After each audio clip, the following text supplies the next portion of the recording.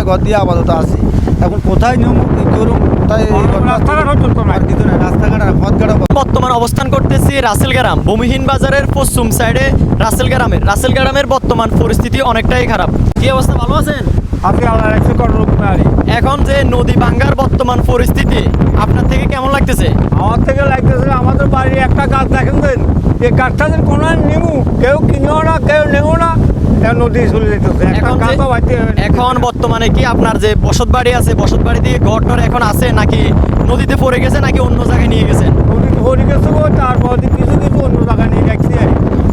মানে এখনো আপনার বসত ভিটে আছে, মানে ভাঙ্গি যাবে কিছুদিন পর? হ্যাঁ হ্যাঁ। আপনার বসত আমারও একই অবস্থা, আমার কিছু নেই, অন্য জায়গায় রাখছি এক জায়গায়, আর বাকিটা ছোট্ট একটা ঘর দিয়ে আপাতত আছি। এখন কোথায় নিয়ম কি করুন, কোথায় রাস্তাঘাট আর কিছু নেই, রাস্তাঘাট পথঘাটও বন্ধ, আমার বাজারে আসা যাওয়া আমাদের কোনো পথ নেই। ভিডিওটা একটু বেশি বেশি শেয়ার করে দিবেন।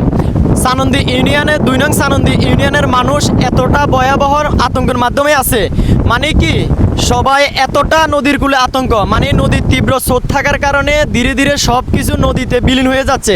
মানুষের বসত বাড়ি ঘরবিড়া সব কিছু হারিয়ে যাচ্ছে। অবশ্যই একটু ভিডিওটা বেশি বেশি শেয়ার করে দিবেন, যেন সবাই একটু ভিডিওটা দেখতে পারে।